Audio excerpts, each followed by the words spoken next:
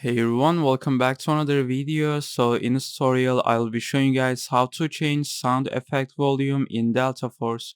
So it's gonna be really simple. All you need to do is just go to your settings. Your settings are at the right top corner. Just click on it. And then in here, you need to go audio.